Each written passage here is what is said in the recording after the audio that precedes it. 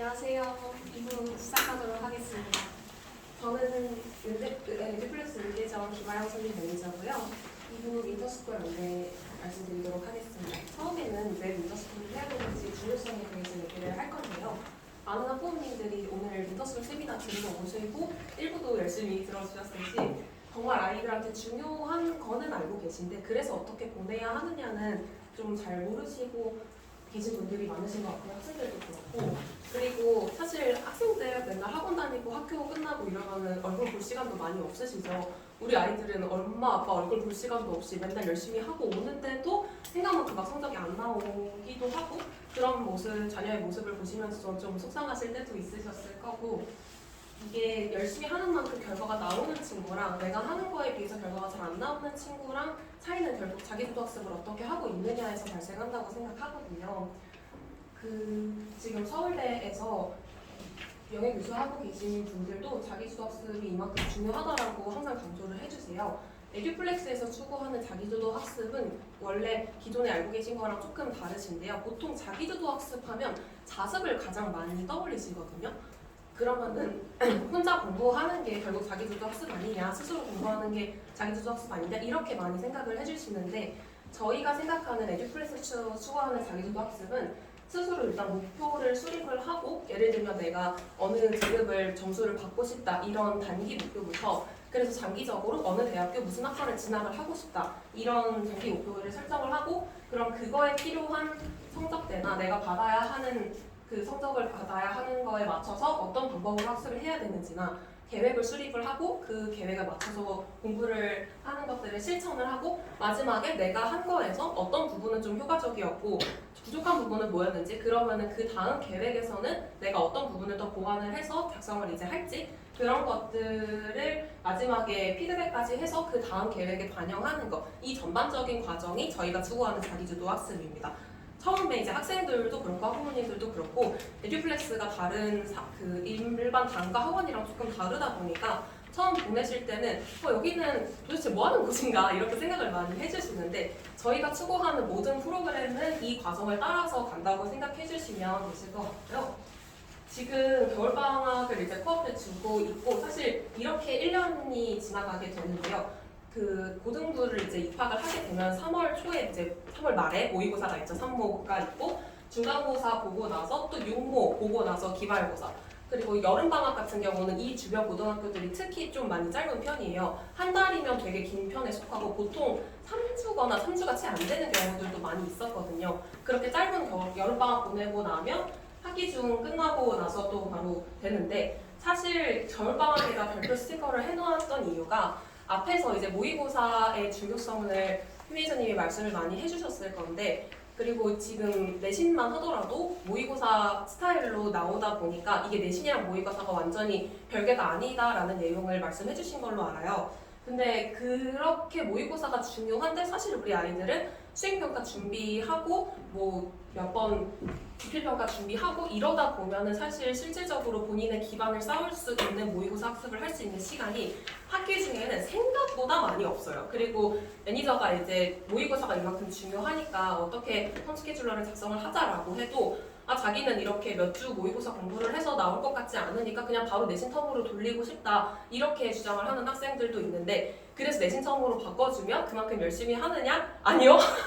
사실 또 말로는 단기 과목 먼저 하는 게 더 나을 것 같아요 라고 얘기를 하는데 그만큼 텀을 많이 바꿔준다고 하더라도 아이들이 생각보다 내신 텀을 매니저나 부모님들이 기대하는 것만큼 따라주지 않기 때문에 평소에 모의고사 학습을 제대로 하는 것도 중요하고요.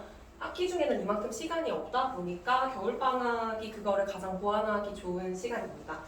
방학 때 그래서 다른 학기 중이랑 다른 차이점은 공부 시간이랑 목표 및 동기를 설정해서 하고 올바른 학습 방법으로 할 수 있다는 점이고요. 에듀플렉스에서 그래서 윈터스쿨을 하면 뭐가 좀 달라요? 라고 물어보시면 첫 번째는 일단 순 공부 시간 확보를 학기 중에 비해서 2배 이상 할 수 있다는 점인데요. 아이들이 고등부 기준으로 보통 6시에 가장 많이 증원을 하고요. 빨리 증원하는 친구들은 4시 반이나 5시 정도까지 와가지고 10시까지 하고 가는 게 일반 학기 중에 여기 머물러서 공부하고 가는 시간이고 겨울방학 때 윈터스쿨을 하게 되면 저희가 10시에 오픈해서 밤 22시까지 총 12시간을 있게 돼요. 그래서 여기 플러스 알파라고 적어 놓은 거는 만약에 그 시간까지도 했는데 다 못 끝냈다 그러면 이제 그 이후에 가서 숙제로 해올 분량을 아이들에 따라서 다르게 잡는데 그 시간까지 만약에 잡게 되면 평소 공부하는 것보다 어쨌든 2배 이상 학습 시간을 가질 수 있고요. 그리고 이 부분이 제가 이제 가장 강조하고 싶은 부분이기도 한데요. 조금 처음 들어보실 건데 저희 에듀플렉스에서만 하는 부분인데 그 컴프리헨드라는 단어 뜻 혹시 들어보신 분들 있으시죠? 이해하고, think 생각하고, arrange 정리하고, memorize 암기하고, problem solving 문제 해결 이런 학습 방법을 지켜서 해야 올바르게 학습할 수 있다라고 하는데 사실 이런 걸 이론적으로 아이들한테 얘기를 해도 그거를 적용하기를 좀 어려워하는 경우가 있어요. 제가 고등학교 2학년 정도 되는 친구들한테 예시로 많이 드는 것 중에 하나가 생명과학에서 능동수송이라는 용어가 이제 나와요. 그게 이제 그 세포막을 기준으로 저농도에 있는 물질을 고농도로 옮기는 과정을 말하는데 그러면 여기서 제가 문제 하나만 드릴게요. 이 능동수송이라는 과정에서 에너지 ATP라는 게 소모가 될까요? 안 될까요? 이렇게 OX로 나왔을 때 어떻게 고르시겠어요? 이거를 챔프 학습을 하지 않은 친구들은 이거를 막 외워요. 근데 사실 조금만 생각을 해보면 자연은 평형을 좋아하잖아요. 그러면은 고농도가 있고 저농도가 있으면 이거를 맞추려고 하는 특성을 가지고 있단 말이에요. 이거는 다른 과학에서도 많이 나오는 부분인데 근데 반대로 능동소송은 저농도에 있는 거를 고농도로 옮겨야 되는 거 이미 평형이 맞지 않은 상태에서 여기 있는 걸 더 일로 옮기려고 하는 부자연스러운 일을 하려고 하는 거다 보니까 ATP 에너지가 소모가 되는 게 맞겠죠. 그러면은 이렇게 용어나 그거의 원리 뜻을 생각하면서 공부를 했을 경우에는 능동수송을 할 때는 ATP가 소모된다. 이거를 굳이 외우지 않아도 습득을 할 수 있는 부분이 있는 건데 그게 아닌 친구들은 이런 것까지 하나하나 다 암기하는 버전으로 해야 되다 보니까 더 외울 게 많아지고 좀 비효율적으로 학습을 할 수가 있어요. 근데 이게 아이들이 처음 학습을 할 때는 내가 처음 배우는 내용이고 하니까 어느 부분을 그렇게 생각을 좀 해야 되는지 어려운 부분이 있어서 학습을 하고 나서 매니저나 투터님한테 다시 재점검을 받는 시간이 있습니다. 그럴 때 이런 학습 팁을 조금 더 알려주기도 하고 기본적으로 이렇게 이해사고 정리 암기 문제 해결의 단계를 거치면서 학습을 했는지 저희가 중간중간에 계속 점검을 하면서 하고 있습니다. 그리고 이제 제가 친구들한테 상담할 때 많이 드는 예시 중에 하나가 여학생들 같은 경우가 정리를 열심히 예쁘게 해와요. 막 형형색색 열심히 해오는데 그렇게 하고 나서 딱 덮어버리고 다시 안 보는 경우가 있어요. 그러면 여기까지만 진행이 되고 암기를 안 하겠죠? 학생들이 오답 정리했었을 때 가장 많이 나오는 오답 원인 중에 하나가 정말 부모님들께서는 많이 답답하실 수 있지만 정리 암기 부족입니다. 그 다음은 이해사고를 덜했거나 아니면 뭐 응용력이 부족하거나 이렇게 들어가게 되는데 결국은 이해사고가 부족하니까 응용력이 안 되는 심한 문제가 어려운 것도 있는 거거든요. 그래서 모든 오답 분석 과정들을 볼 때도 이런 챔프 학습 과정에서부터 출발을 하는 거기 때문에 내가 지금 가장 소홀히 했었던 파트는 어디인가, 조금 더 봐야 되는 파트는 어디인가 이런 것들을 항상 아이들한테 조금 역질문을 던지고 내가 오늘 학습을 어떻게 했는지 더 보완해야 될 부분은 무엇인지 생각할 수 있게끔 하면서 관리를 하는 편입니다. 그래서 그런 친구들도 있고 또 이런 친구들도 있어요. 막 잘 보고 싶은 마음은 너무 큰 거예요. 근데 나는 아직 학습을 많이 안 해놨는데 시험 기간은 다가오고 시험은 잘 보고 싶은데 나는 아직 공부를 해놓은 게 많이 없고 이런 친구들이 또 가장 많이 하는 실수가 앞에 지금 이해사고 정리 암기를 다 해놓고 그 다음에 문제풀이를 해야 제대로 된 학습법인데 이 모든 과정을 띄워놓고 그냥 프린트 쓱쓱 몇 번 훑은 다음에 앞에 내용을 보면서 막 왔다 갔다 하면서 문제풀이를 하는 경우가 있어요. 근데 이런 경우가 정말 생각보다 저희가 이런 거를 짚어주기 전까지는 그렇게 문제풀이 하는 친구들이 많거든요. 아니면 수학 문제를 풀 때 RPM이나 쌤 같은 거 보면 유형서다 보니까 위에 어떤 개념이나 공식을 써서 해야 되는지 나와 있잖아요. 사실은 그걸 가리고 풀어야 이 문제에서 어떤 조건을 내가 캐치해서 풀어야 되는가를 아이들이 생각하면서 하는 훈련이 되는 건데 그거 없이 그냥 위에 나와 있는 공식에 대입을 해서 풀게 되면 일단 답은 나오죠. 그러면은 문제집에서는 풀 수 있지만 시험장에서는 똑같은 비슷한 유형이더라도 풀기가 어려운 거죠. 그런 식으로 이제 저희는 아이들이 이 과정에서 조금 빼먹을 수 있을 만한 아니면 좀 소홀히 하기 쉬울 만한 것들을 짚어주는 역할을 하고 있습니다.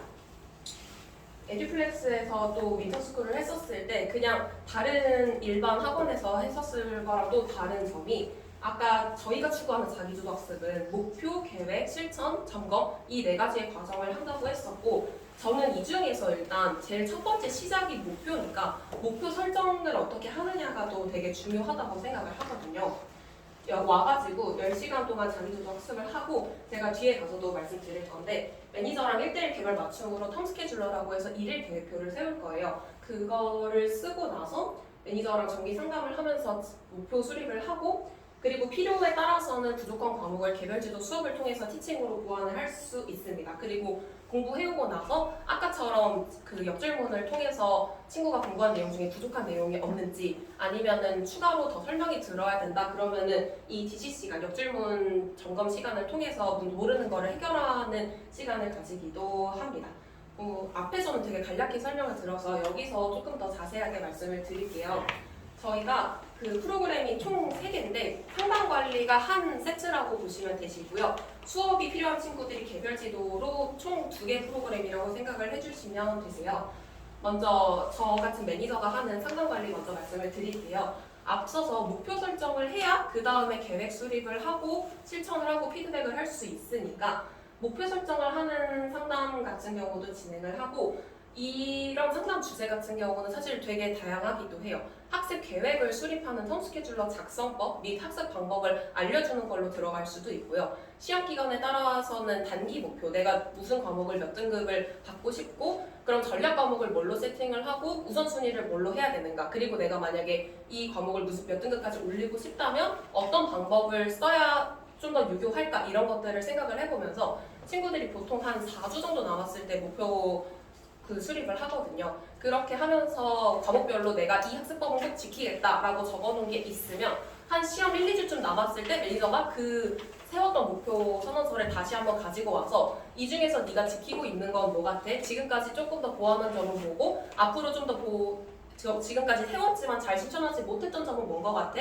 이렇게 하면서 아이들이 목표를 수립을 하고 나서 끝이 아니라 그거를 정말 실천을 하고 있는지 내가 그리고 그거를 매니저가 꼭 얘기를 해줘서만 아는 게 아니라 스스로 조금 더 자각할 수 있게끔 어쨌든 공부는 하는 거는 아이들이니까 그렇게 하는 식으로 이제 상담 때 같이 목표 설정을 해주기도 하고 그거에서 조금 더 효율적인 방법을 제시를 해주기도 하고 친구가 저는 좀 아이들이 자각을 할 수 있게끔 하는 질문을 많이 던지려고 합니다. 아무리 제가 이거는 이렇게 해야 돼, 이거는 여기까지 해야 되는 거야 라고 아무리 얘기를 해도 친구가 그런 필요성을 느끼지 못하거나 이게 매니저의 목표가 되면 안 되기 때문에 학생이 목표 설정을 실제로 하고 나서 그거를 이루기 위한 거를 학생이 생각할 수 있게끔 하는 게 가장 중요하다고 생각을 해서 만약에 달성을 못했다 아니면 뭐가 밀렸다 그러면 뭐 때문에 밀린 것 같은지 그러면 다음번에는 어떻게 안 밀릴 수 있을지 이런 것들을 좀 생각해 볼 수 있게끔 하는 질문을 많이 던지려고 하는 편입니다.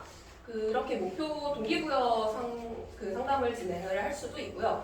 사실 앞서 그 1부에서 말씀드렸던 것처럼 지금은 진로 방향성을 어떻게 확립을 하냐에 따라서 상담의 방향성도 되게 많이 달라질 수가 있거든요. 그래서 근데 아직 우리 학생은 진로가 명확하지가 않다 하는 경우에는 여러 시트지를 사용해서 진로 탐색을 하는 시간을 가지기도 하고요.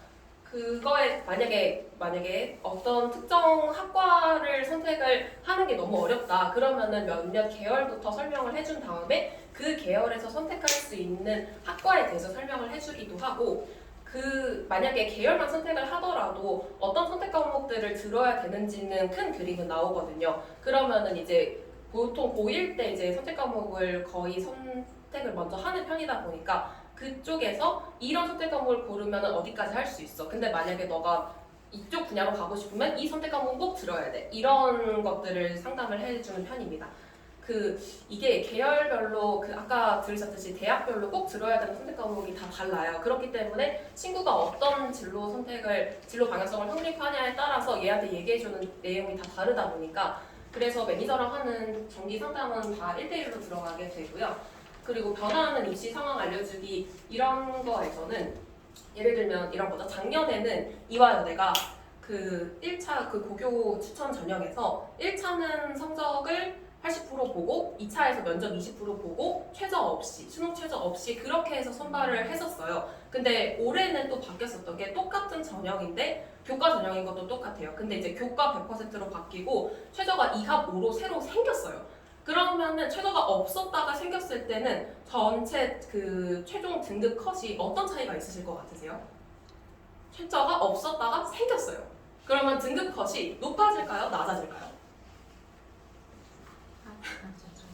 낮아지죠. 왜죠? 보통 많은 학생들이 수능 최저를 맞추기 어려워하니까. 그러면은 이렇게 입시 전형이 바뀌었을 때 그게 유리한 친구도 있을 거고 불리한 친구도 있을 거죠. 그러면 저는 제가 관리하는 학생들의 모의고사나 내신 현황이나 이런 것들을 다 알고 있으니까 그 친구한테 가장 최적의 변형된 입시를 알려주는 거죠. 그리고 친구들보다는 아무래도 저희가 그런 정보를 더 잘 알 수밖에 없으니까 제시를 해주는 거예요. 제 학생들 중에서 실제로 그 종합전형이랑 교과전형이랑 이화여대에서 똑같은 학과를 둘 다 넣을 수는 있는데 하나는 조금 높고 하나는 약간 될 수 있는데 안정은 아니고 이래서 조금 애매한 상황이기는 했었어요. 근데 제가 이제 이런 것들을 설명을 해줬었을 때 선택을 하라고 했죠. 왜냐면 모의고사가 그렇게 안 나오는 친구가 아니었었기 때문에 2합 오면은 지금 너가 수학이 3등급인데 조금만 확통을 더 보완을 하면 2까지 갈 수 있을 것 같다 이러면서 이제 수학을 전략 과목으로 잡아가지고 수학 학습 시간을 조금 더 늘리자 이렇게 해서 텀 스케줄러에서 확통 시간을 좀 더 많이 하는 걸로 늘렸었고 확통 개별주 수업을 추가로 들어갔었어요. 원래 수투만 하다가 이렇게 좀 바꿔가지고 하는 걸로 들어갔었는데 이런 식으로 뭔가 매니저가 진로 상담만 해주고 끝 이게 아니라 그러면은 그거를 가기 위해서 더 보완해야 되는 전략 과목이나 학습 방법이나 입시 전략이나 이런 것들을 수립을 해서 아이들한테 알려주고 지금 너의 그 상황에서는 이런 것들이 더 맞을 것 같아 하고 사실 딱 보여주면 조금만 관심이 있는 친구들은 되게 귀 기울여서 쫑긋하게 듣고 그때부터 애들이 막 눈빛이 좀 달라져요. 왜냐면 이게 바로 자기 대학이랑 되게 지금 직결되는 얘기고 하니까. 그리고 가끔 이제 매니저가 자기가 몰랐었던 것들을 찾아서 알려주면 되게 또 열의가 좀 있는 친구들은 반짝반짝하면서 잘 따라오는 아이들이 있습니다. 그러면 저는 또 더 신나서 알려주죠. 이렇게도 해보자 저렇게도 해보자 하고. 그래서 그런 식으로 그 입시가 매년 변화하는 것도 있고 그거에 맞춰서 지금 너한테는 어떻게 작용할 거다를 새롭게 해석을 해주면서 이런 걸로 한번 준비를 해보자라고 제시를 해주는 게 매니저랑 하는 상담 시간에 하는 내용이라고 생각해 주시면 되시고요. 이런 입시 상담을 하고 나서 그래서 이 친구의 생기부에서 어떤 내용들이 좀 더 추가가 되면 좋겠다 이런 것들도 알려줘요.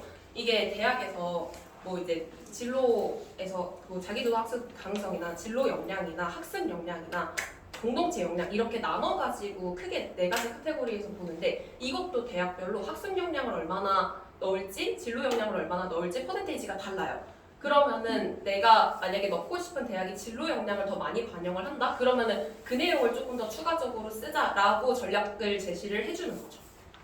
왜냐면 아이들은 그런 것까지는 잘 모르거든요. 근데 이제 대학교 홈페이지 들어가거나 그 다운을 받아보면 사실 다 나와 있기는 해요. 근데 이제 그것까지 만약에 뭐 찾기가 너무 어렵다 아니면 나는 뭐 어느 대학을 목표로 해야 되는지 잘 모르겠다 이러면은 저희가 먼저 제시를 해줘서 목표를 수립을 하는 데 도움을 주기도 하고요. 이거는 이제 저희 지점에서 실제로 쓰는 셀프 리더라고 해서 일일 학습 계획표인데요. 지금 뒤에 계신 분들이 글씨가 작아서 잘 안 보이실 건데 보시면은 어떤 과목을 무슨 교재를 얼마만큼 분량으로 할지를 세우고 나서 그 여기 보시면은 계획이라고 몇 시부터 몇 시까지 이거를 끝낼지 적어오는 게 있어요. 그거를 적어오고 나면 매니저한테 그 오늘 상담 시간이 언젠지 데일리 체크는 어떤 과목 무슨 교재로 받을 건지 그런 것들을 받고 나서 튜터님들한테 피드백을 받아요. 공부를 하고 질문, 역질문을 받고 만약에 거기서 대답을 못한 내용이 있어요. 다시 그러면은 정리를 해오게 합니다. 여기다가 수학을 풀었어도 다시 풀어오게끔 해서 튜터님한테 들었던 걸 다시 한번 자기 걸로 만들고 정리하고 집 가기 전에 매니저한테 그래서 얼만큼 했고 실제 실행이 어떻게 됐고 만약에 못한 게 있으면 언제 채워올 거고 이런 것들을 하고 그리고 여기서 대답 못했던 거 다시 외워가지고 매니저한테 가지고 오면 그거를 대답을 점검을 하고 나서 다시 보냅니다. 만약에 그랬는데도 안 된 게 있다? 그러면은 이거는 내일 다시 한번 물어볼 거니까 한 번 더 정리해와 이래가지고 그 다음날 셀프리더에 메모를 해주기도 하고요. 그리고 지금 보시면 학생들마다 또 되게 다른 게 둘 다 윈터스쿨에 참여했던 학생들인데 얘는 중등이었고 얘는 고등이었거든요.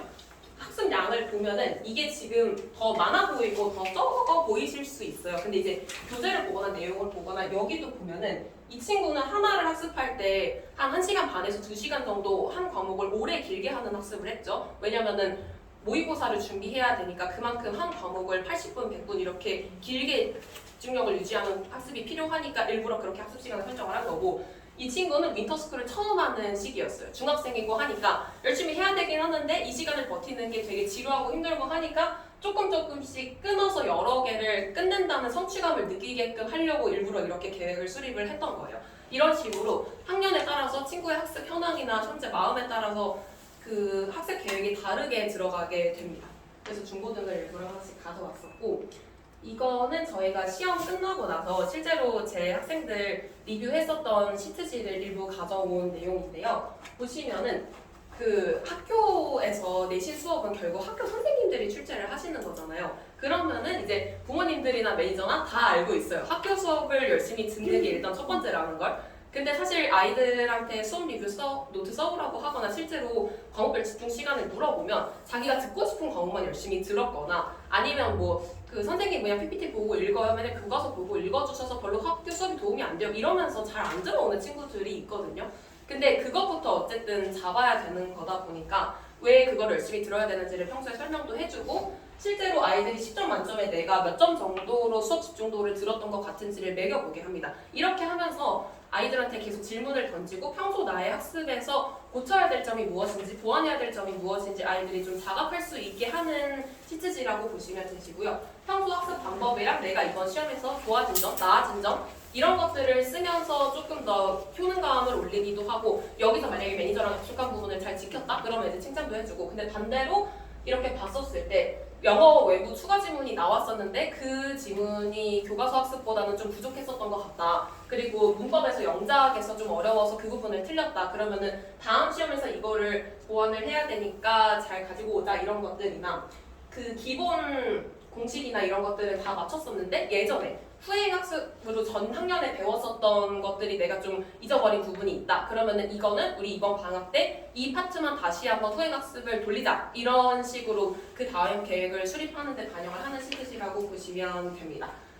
제가 지금 되게 일부만 가지고 와서 친구가 꼭 저희는 피드백을 써보게끔 합니다. 그리고 나서 매니저랑 한 번 더 상담을 하고 이 내용을 요약 정리를 해서 어머님들께 다시 한번 안내를 드리고요. 어떻게 할 건지.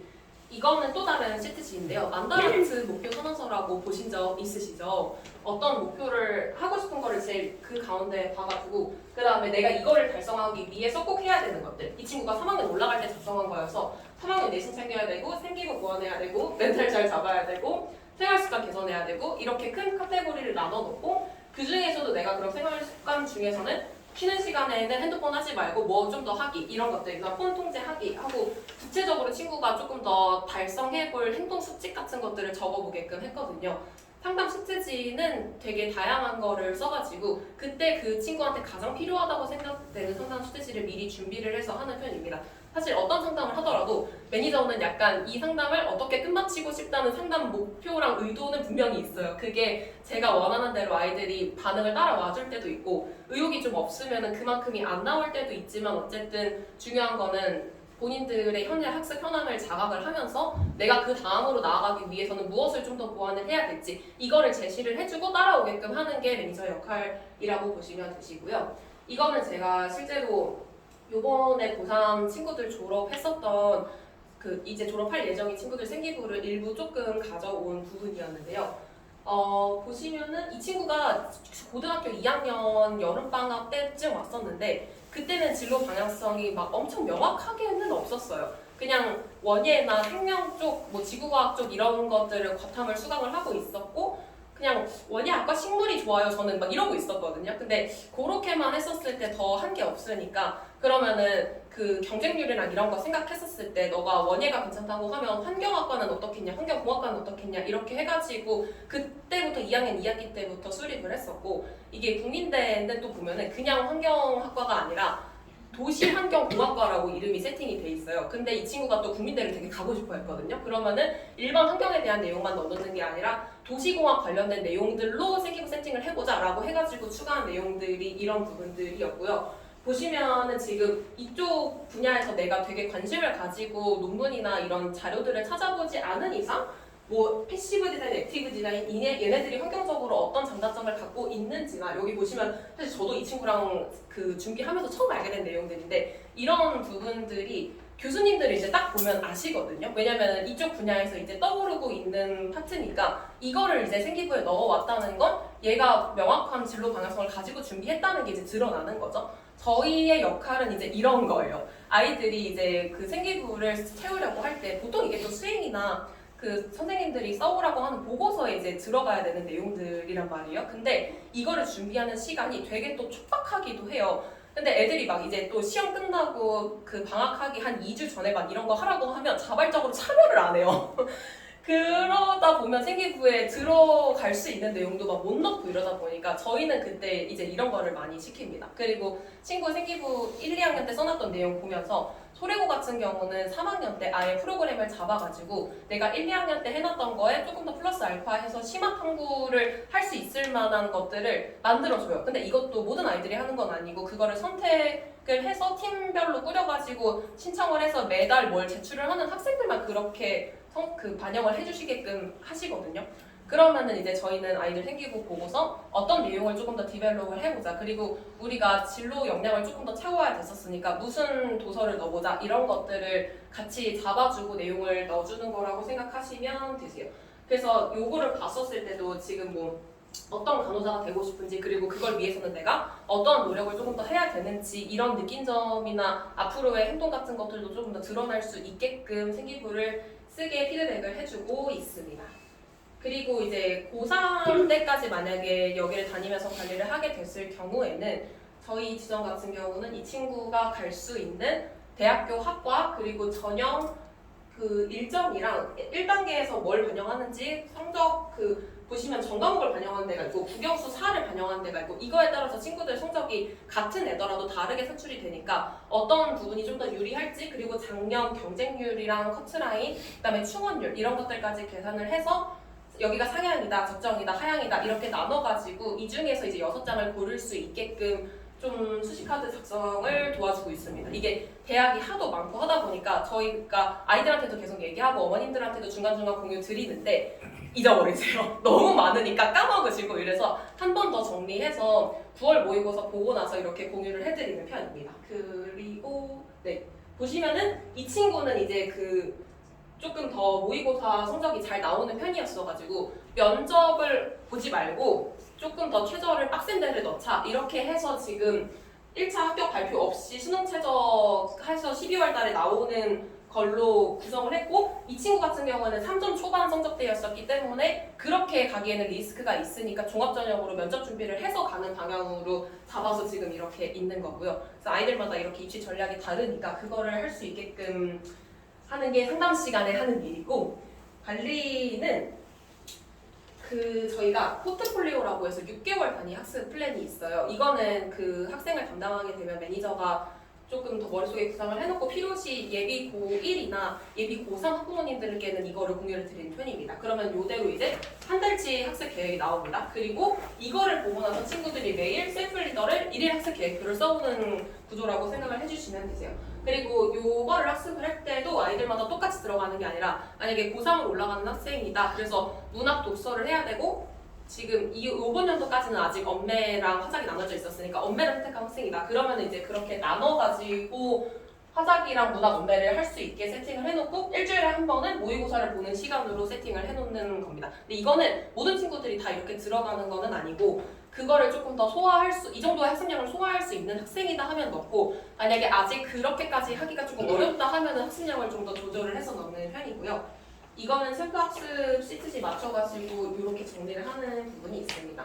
오게 되면 핸드폰은 반납을 해요. 쉬는 시간에는 쓸 수 있게끔 해주는데 핸드폰 반납하고 나서 학습실에서 쓰고 있고 요즘 학생들이 태블릿으로 공부하는 경우가 굉장히 많은데 사실 인강을 들어야 해서 태블릿이 필요할 때도 있지만 제가 이제 몇 년 동안 계속 여기서 아이들을 보다 보면 태블릿이 공부에 도움이 될 때보다 딴짓을 하는 걸로 방해가 되는 경우가 훨씬 더 많다고 느껴가지고 저희는 저기 보시면 칸막이가 없는 오픈형 책상이 있죠. 여기서 인강을 듣게끔 합니다. 아니면 본인 태블릿이 아니라 지점 태블릿으로 로그인을 해서 듣게끔 하고요. 아니면 뒤에 이제 그 노트북도 4대 있고 하니까 그렇게 해서 좀 최대한 태블릿으로 딴짓을 못하게끔 그리고 만약에 한 번 걸린다? 그럼 그날 담당 매니저한테 압수 이런 식으로 해서 집 갈 때 주거나 2번 걸린다? 그럼 일주일 압수 뭐 이런 식으로 애들마다 좀 적어는 관리를 하고 있고 이게 이제 DC라고도 부르고 데일리 체크라는 건데 공부를 하고 나서 아이들이 제대로 됐는지 아까 그런 챔프학습법을 제대로 적용을 했는지 이런 것들을 보기 위해서 튜터님들한테 15분 동안 재점검을 받는 시간이 있어요. 그때 이제 역질문을 통해서 이 부분을 해석해봐라고 할 수도 있고 국어에서 어떤 표현법이 쓰였는지 그런 것들이 드러난 부분이 어딘지 이렇게 아이들한테 질문을 던져서 그거를 최대한 생각하고 답변을 할 수 있게끔 하는 시간이 데일리 체크 시간이라고 보시면 되십니다. 그러면 상담 관리는 이제 끝났고요. 개별 지도 프로그램은 과목별로 조금 더 티칭이 필요한 부분들이 이제 들어가는 건데요.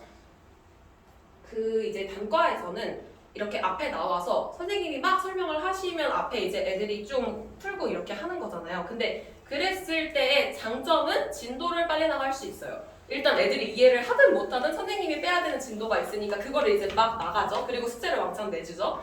근데 그렇게 했었을 때 사실 아이들이 다 이해를 못했는데도 그냥 내가 이해를 못해서 누수가 있는데도 그냥 넘어가는 경우가 있고 하다 보니까 저희는 최대한 그거를 줄이고 학습한 거를 내가 최대한 습득을 할 수 있게끔 하는 게 개별지도 목표라고 생각하시면 되시고요.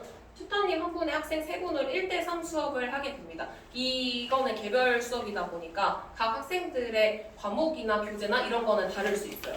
얘는 뭐 중학교 3학년인데 얘는 고등학교 1학년 수학을 하고 있을 수도 있고 그렇게는 좀 다르게 들어갈 수 있습니다.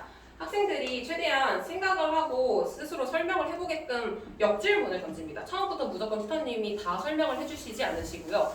여기서는 어떤 공식을 써야 되는지 이거는 식별형을 어떻게 해야 되는지 여기서는 이렇게 약분을 하면 좀 편하다 이런 팁은 또 알려주시고요.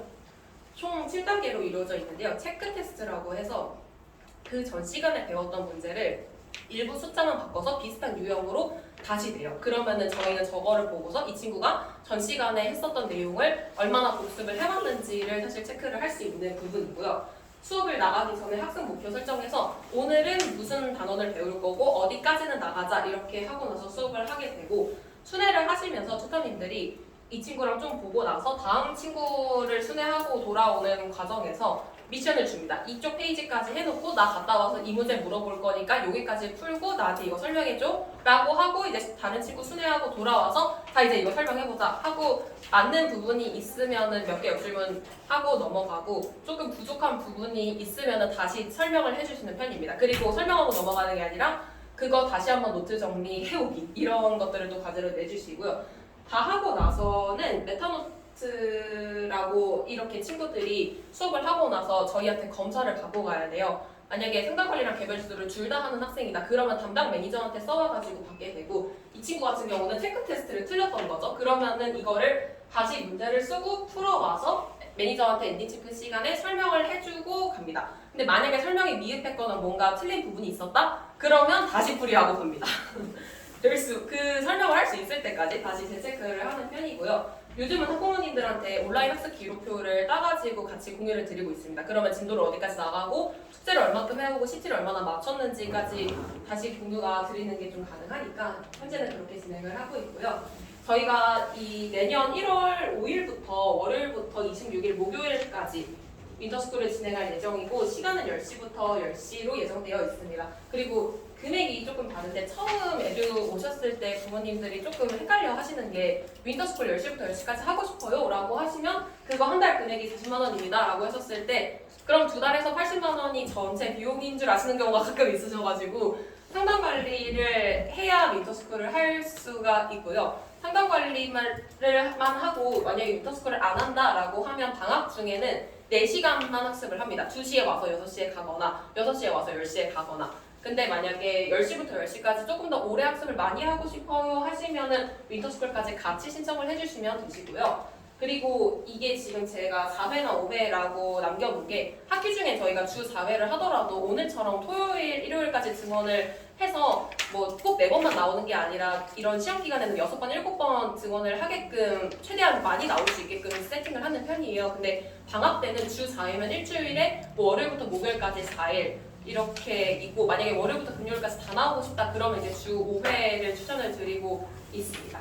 이게 원래 그 리더스쿨이 한 달 기준으로 40만 원인데 재원생들은 12월 20일까지 등록을 해주시면 절반 할인을 해드리고 있고요. 그리고 지금 신규생이시더라도 12월 20일까지 등록을 하시면 10만 원 할인 혜택을 드리고 있습니다. 한 달 기준이고요. 근데 오늘 오신 분들은 세미나 참여하신 분들은 다 절반 할인으로 해주신다고 원장님이 그러셨거든요. 그래서 그 부분 안내드리고요.